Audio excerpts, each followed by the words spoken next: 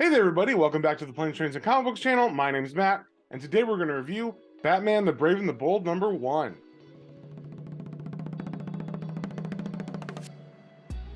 But before we get into that, if you guys wouldn't mind liking, sharing, subscribing, commenting, it really helps me out and lets me know what you guys want to see more of. So, with that being said, let's get straight into it. All right, we got the cover here for Batman the Brave and the Bold #1. It is a DC comic, and this one's kind of like an anthology, so it's by a bunch of different people. So the inside cover, we can see there's 4 stories. The first one is called Batman the Winning Card Part 1 by Tom King and Mitch Gerards. The second story is called Stormwatch Down with the Kings, and that one's written by Ed Brisson with Jeff Stokes on art. Then we get Superman Order of the Black Lamp by Christopher Cantwell and Javier Rodriguez. And lastly, we got Heroes of Tomorrow by Dan Mora. So I'm not going to go through all these. I'm just going to go through the first one and the last one, and then I'll tell you a little bit about these two when I give my thoughts on the issue as a whole. So for Batman the Winning Card, we start off in Gotham City Year 1, some guy's mansion where all the cops are there. And the reason they're there is because a man has got a threatening letter in the mail, and this is like the 3rd time this has happened. The first 2 times the police didn't really take it seriously, but those ended badly. So this time the police are taking it super serious. So they sent the entire department pretty much there to guard this guy.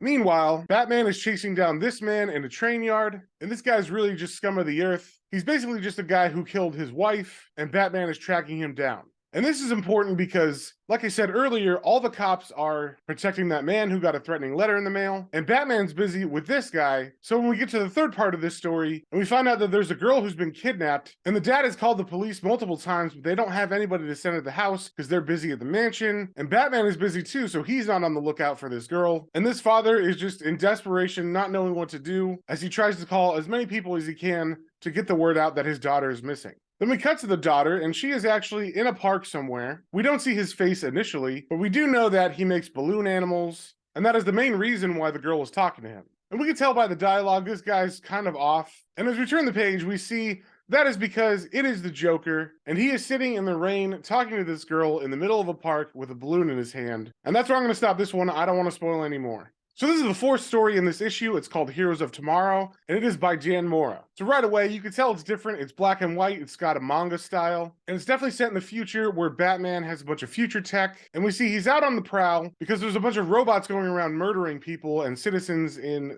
the city. We do see that this says it's in another Gotham in another life, so this is kind of like an Elseworld story. So one of these robots actually ends up cornering some children that are out looking for their brother, and luckily for them, Batman sees this, he shows up, and he gets between the kids and this robot, and they have a big epic fight. And it's so tough that Batman actually has to transform. It turns out his armor in this world is kind of like the Iron Man suit, and it can get stronger if he activates different forms of it. So he activates the Cape Crusader form, and he goes on the offensive. And that's where I'm going to stop this review. I don't want to spoil anything else. So I'm not going to lie, I wasn't really intrigued by this book, except the art is really good in it. So I mostly picked it up for that reason. But luckily, most of the stories were actually pretty good, and that Dan Mora story at the end was my favorite of all. Now, I'm not really a big fan of Tom King. Usually his series start out pretty good, but over the multiple issues, I tend to lose interest, and it just doesn't capture me. So take this with a grain of salt, because usually his first issue is pretty engaging. I actually liked a lot about this story. There was some stuff I didn't like. Like for some reason, the guy who's running from Batman swears a lot, which is fine, except they can't actually say the swear words because it's Batman. So you just have a lot of those symbols that take up the space of the swear word. And sometimes I didn't know what he was trying to say, and it just made it harder to read. But overall, I do think the story was pretty creepy. It definitely has a payoff and makes you want to read the next section of it, because that was just part 1. But like I said, that usually happens with Tom King, where I like the first parts, and I'm not so big on the middle and endings. The second story, which is actually a Stormwatch story, that's kind of like a heist. I enjoyed it by the end of it, but it did take a second to get into it because you have to be introduced to the entire team of Stormwatch before the story actually takes off. But it's basically a heist story where Stormwatch has to find a specific evil mad scientist guy and break into a compound to get him. Like I said, it was a little slow at first, but after we got introduced to everybody, the action did pick up, and I thought the story was pretty good. The 3rd story is actually a Superman story that's written by Christopher Cantwell, and I'm not really a big fan of his writing either. And this one aesthetically was really good. Like, I liked the style of the art, which was very old, like 40s Fleischer cartoon Superman, or even maybe like Darwin Cook. But I just got bored through a bunch of the story until the end, when we kind of set up what's going to happen in the next issue. Like, a lot of it was just Superman and Lois talking back and forth about about current continuity stuff, like how no one knows he's Superman anymore, and he's kind of sad because he's just plain old Clark Kent, which didn't really do anything for me. And I kind of found it hard to get through this one until the mystery and story kind of picked up.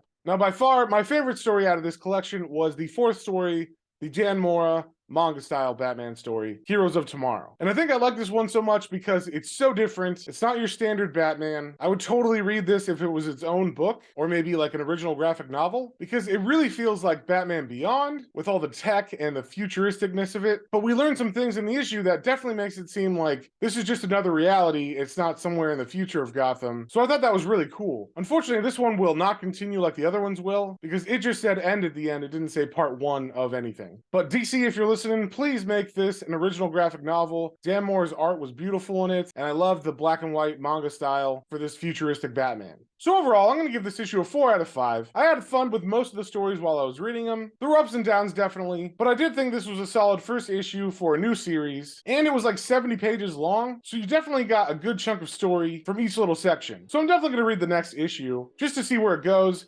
Hopefully, the Tom King story stays strong, Stormwatch story gets better, and the Superman story gets more action in it. So if you saw anything you like, definitely go pick that up at your local comic book store, and we will see y'all in the next one.